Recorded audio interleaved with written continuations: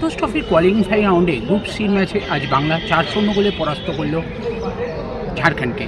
বাংলার হয়ে জোড়া গোল রবি হাসদার, একটি গোল করেছেন মনতোষ মাঝি এবং নরহরি শ্রেষ্ঠা। ম্যাচ শেষে আমরা কথা বলে নিয়েছিলাম প্রাক্তন ফুটবলার হেমন্ত ডোরা, প্রাক্তন ফুটবলার অমিত ভদ্র এবং রহিম রবির সাথে।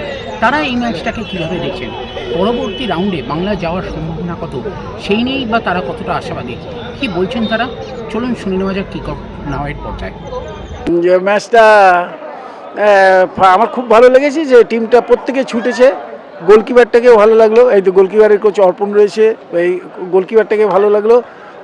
ছেলেদের হাইটটা আমার খুব পছন্দ হয়েছে এবং ভালোও খেলেছে। টিমটার সবচেয়ে বড় গুণ দেখলাম আজকে, যা গোলেই জিতুক টিমটা সারাক্ষণ দৌড়েছে। একটা বোঝা গেল যে একটা জেতার খিদে আছে, বা এরা হয়তো বুঝতে পেরেছে যে আমরা একটা বাজে জায়গায় পৌঁছে গেছিলাম, সেখান থেকে আমাদেরই উদ্ধার করতে হবে। সেই দায়িত্ববোধটা বোধহয় আসছে আস্তে আস্তে। আগামী দুটো ম্যাচে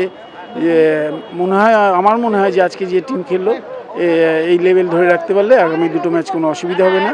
যেটা পরের যেটা আমাদের ফাইনাল রাউন্ড হচ্ছে হয়তো 5ই ডিসেম্বর থেকে, যেটা তেলেঙ্গানায় শুরু হচ্ছে, সেটায় সঞ্জয়ের সুবিধা হলো যে ওদের পুরো একদিকে আমাদের যেমন প্রাথমিক লিগ খেলতে হচ্ছে বলে সঞ্জয়ের একটা সুবিধা হলো যে ও সবাইকে দেখে নিতে পারবে এবং তাদের ভুলটা শুধরে দিতে পারবে। এবং আমি আশাবাদী যে সন্তোষ ট্রফিতে এবার বাংলা খুব ভালো রেজাল্ট করবে। পরের ম্যাচ বিহারের বিরুদ্ধে, বিহার আজকে সকালে 2-1 গোলে জিতেছে, তো পরবর্তী ম্যাচটা কতটা টাফ হতে চলেছে বাংলার জন্য? আমরা বিহার ম্যাচ দেখিনি, তবে বাংলার মানে খেলার ব্যাপারটা বুঝি। ঝাড়খণ্ডে যারা খেললো আজকে তারাও খারাপ খেলেনি, কিন্তু আমাদের যেখানে জিতেছি আমরা সেটা সবটাই বুদ্ধিতে বা টেকনিকে জিতেছি, কয়েকটা টেকনিকে।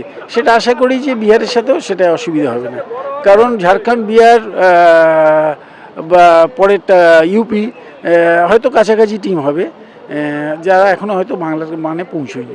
কনফিডেন্সটা খুব ভালো জায়গায় থাকবে। একটা বড় ব্যবধানে জিতলে সামনে যে দুটো টিম পড়বে তারা একটু হলেও ভয় খাবে। আর যেহেতু নিজের মাঠে খেলা প্রথম ম্যাচ যে কোনো টুর্নামেন্টে, আর বিশেষ করে যেহেতু বাংলা দল সন্তোষ ট্রফি খেলছে, তো অনেক চাপে ছিল প্লেয়াররা, কেন নিজের ফ্যামিলি আসে, বন্ধু বান্ধব আসে, লোকাল খেলা, সেখানে চাপের মধ্যে সেখানে 4 গোল মারা মানে প্লেয়াররা যথেষ্ট চিন্তাভাবনা করেছে।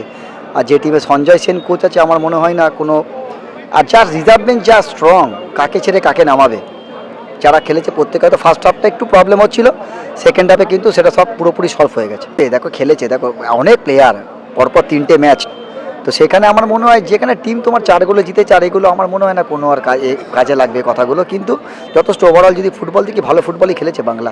প্রথম ম্যাচ যে কোনো টিমের কাছে টাফ। বাংলার গ্রুপে আরও দুটো দল আছে, বিহার এবং উত্তরপ্রদেশ। প্রথম ম্যাচে বিহার 2-1 গোলে জিতেছে, তো পরের ম্যাচ বিহারের সাথে কীরকম?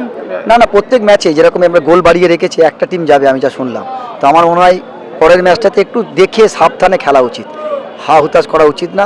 পাস খেলুক, নিজেদের মধ্যে খেলুক না, অনেক টাইম আছে, আর মাঠ খুব ভালো, আমার মনে হয় গোল পেয়ে যাবে। যা স্ট্রাইকার আছে, নরহরি আছে, অনেক ভালো ভালো প্লেয়ার, তারক সব আছে। আর গত 2 মরশুমে সেরকম আশানুরূপ রেজাল্ট হয়নি, সেইখান থেকে ঘুরে দাঁড়ানো এবারে আমাদের অনেক আশা আছে এই টিমটাকে নিয়ে। কদিন প্র্যাকটিসও করিয়েছে, আর সব ভালো ভালো প্লেয়ার নিয়েছে। আমার মনে হয় এবারে আমাদের আশাটা, যে আশা আছে আমরা বুক বাঁধছি, সেটা হয়তো ফুলফিল হবে। না, প্রথম ম্যাচ সবসময় যে কোনো টিমের এগেনস্টে খুব টাফ ম্যাচ হয়, তো সেই জায়গা দাঁড়িয়ে এটা বাংলারও একটা টাফ ম্যাচই বলতে পারা যায়, কারণ যেহেতু প্রথম ম্যাচ, আর প্রথমের দিকটাতে টিমটা অতটা গুছিয়ে খেলতে পারছিল না।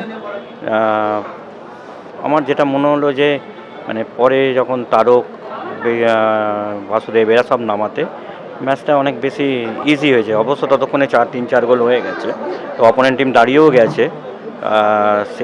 এইটা দেখে বিচার করাটা ঠিক নয়, কিন্তু ফার্স্ট হাফের যে টিম যেরকম খেলছিল তাতে খুব একটা প্রথমে, কিন্তু আমি আগেই বললাম যে এটা ফার্স্ট ম্যাচ, তো টিমটা সেটেল হতে একটু সময় লাগে। তবে আশা করছি যে টিমটার ডেপথ আছে, ওয়েট আছে, হ্যাঁ, বোলিং স্কোরির ক্ষমতা রয়েছে। তো আমরা এখন এই কোয়ালিফাইং রাউন্ডটাকে নিয়ে বেশি চিন্তাভাবনা করব না, আমাদের মেন ফেজে ওঠাটা, টার্গেটের মেন ফেজে যাওয়ার পর টিমটা কি পারফর্ম করছে সেটাই হবে আসল পরীক্ষা।